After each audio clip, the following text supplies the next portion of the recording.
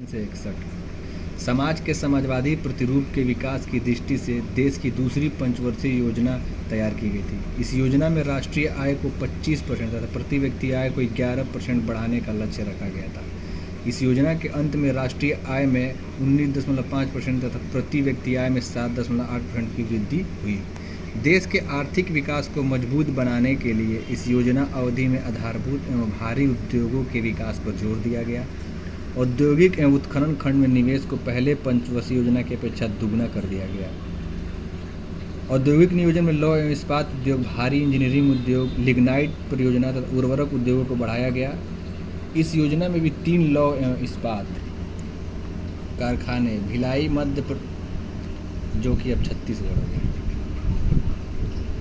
राउरकेला उड़ीसा, दुर्गापुर पश्चिम बंगाल में स्थापित किए गए। पश्चिम बंगाल में स्थित चित्तरंजन रेल कारखाना, विशाखापट्टनम जहाज यार्ड आंध्र प्रदेश, बेंगलोर के हिंदुस्तान मशीन टूल्स कारखाने का विस्तार किया गया। विद्युत उपकरण निर्माण का विशाल कारखाना भोपाल में खोला गया।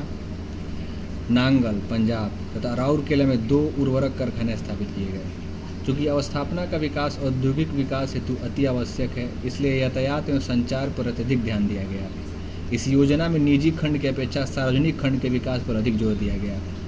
कृषि खंड पर अधिक ध्यान नहीं दिया गया। परिणामस्वरूप इसमें अनाजों का उत्पादन सिर्फ 18% ही बढ़ पाया।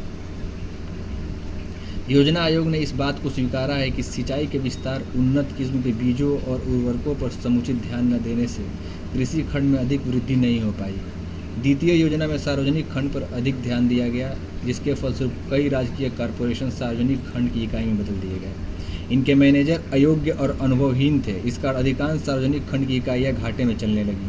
तृतीय पंचवर्षीय योजना में आर्थिक और वैज्ञानिक शोध फाउंडेशन ने लिखा है कि सार्वजनिक खंड में 100 रुपये खर्च करने पर प्राप्ति सिर्फ 9 रुपये की हुई, जबकि निजी खंड में 100 रुपये पर 31 रुपये की प्राप्ति हुई।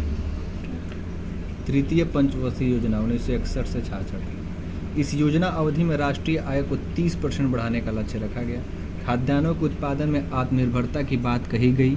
औद्योगिक विकास में आधारभूत उद्योग जैसे इस्पात, रसायन, ईंधन, ऊर्जा एवं मशीन निर्माण को महत्व दिया गया। इस योजना की सबसे खास विशेषता यह थी कि देश में बढ़ते प्रादेशिक और व्यक्तिगत आय असमानता को कम करने का उद्देश्य रखा गया।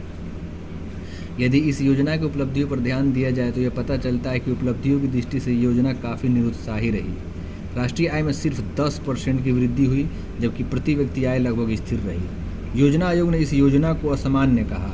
इसके असफल होने के पीछे असामयिक मानसूनी वर्षा, सूखा 1965 में, चीन 1962 में एवं पाकिस्तान युद्ध 1965 के साथ युद्ध में भिड़ना, रक्षा पर अधिक खर्च, विदेशी क्रेडिट की अनुपलब्धता तथा कठोर प्रशासकीय नियम इत्यादि रहे हैं। कृषि खंड में गिरावट होने से खाद्यान्नों में आत्मनिर्भरता लक्ष्य को काफ़ी धक्का लगा। यद्यपि सिंचाई में वृद्धि, मृदा संरक्षण, शुष्क कृषि, रसायन उर्वरकों का उत्पादन बढ़ाना, हल एवं अन्य कृषि यंत्रों की उन्नत किस्मों का प्रचलन करना, ग्रामीण सहकारी समितियों का विस्तार तथा सामुदायिक विकास कार्यक्रमों पर जोर दिया गया था। भूमि सुधार के बावजूद भी अधिकांश खेत लघु एवं दूर दूर छिटके थे। तृतीय योजना में औद्योगिक खंड में 70% वृद्धि का लक्ष्य निर्धारित था, परंतु उपलब्धि सिर्फ 35% हुई। स्वनिर्मित आर्थिक तंत्र को आधार मानकर औद्योगिक नीति घोषित हुई।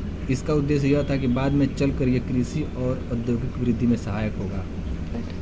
इस्पात उद्योग की क्षमता 10.2 मिलियन टन बढ़ाने हेतु लक्ष्य रखा गया था, परंतु इसमें वास्तविक वृद्धि सिर्फ 7 मिलियन टन हुई। बिहार, जो कि अब झारखंड के बोकारो स्थान पर नया समन्वित इस्पात कारखाना स्थापित करने का विचार रखा गया। इस कारखाने के निर्माण के पहले अधिकांश उत्पादित वस्तुएं आयात की जाती थी। मशीनरी के उत्पादन में 250% की वृद्धि हुई। हिंदुस्तान मशीन टूल्स की नई इकाइयाँ पिंजौर पंजाब तथा कालामेसेरी एवं हैदराबाद आंध्र प्रदेश में स्थापित हो गई। भारी इंजीनियरिंग कॉरपोरेशन की नई इकाई झारखंड के रांची में खुल गई। तृतीय योजना में मशीन निर्माण, लोकोमोटिव, रेल वैगन, पानी जहाज निर्माण, हवाई जहाज निर्माण, रसायन, ड्रग तथा उर्वरकों के उत्पादन पर अधिक ध्यान केंद्रित किया गया था। रोजगार सृजन की दृष्टि से इस योजना में कोई परिवर्तन नहीं हुआ। इस योजना के शुरू में 70 लाख लोग बेरोजगार थे, जबकि योजना के अंत में 105 लाख बेरोजगार बने रहे। पूंजीपरक उद्योगों के विकास के कारण ही ऐसा हुआ। यद्यपि औद्योगिक खंड की द्वितीय योजना की तुलना में उपलब्धि कम रही, परंतु इस योजना की दृष्टि से यही एक ऐसा खंड था जिसमें विचारणीय उपलब्धि अंकित की गई। इस योजना में भी सार्वजनिक खंड की औद्योगिक इकाइयों पर ज़्यादा निवेश हुआ। वार्षिक योजनाएं 1966 से 69। चौथी पंचवर्षीय योजना को 1966 में शुरू होना था, परंतु सरकार ने निर्णय लिया कि योजना 1969-70 में शुरू की जाएगी। अतः 1966 से 69 की अवधि की योजनाओं को वार्षिक योजनाओं का नाम दिया गया। वार्षिक योजनाओं में कृषि के लिए नई रणनीति निर्धारित की गई। पहली बार जनसंख्या नियंत्रण हेतु कार्यक्रम बनाए गए।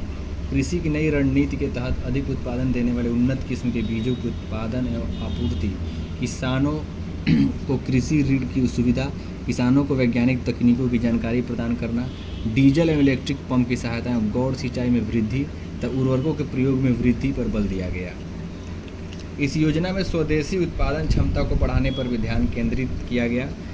इन योजनाओं में राष्ट्रीय आय में बढ़ोतरी तथा कृषि क्षेत्र में उन्नति निराशाजनक रही। इस कारण औद्योगिक खंड में भी उन्नयन नहीं हुआ। परिणामतः औद्योगिक उत्पादन में वृद्धि 66 से 68 के मध्य 2% से कम हुई, परंतु 1968-69 में औद्योगिक उत्पादन में 6% की वृद्धि दर्ज की गई।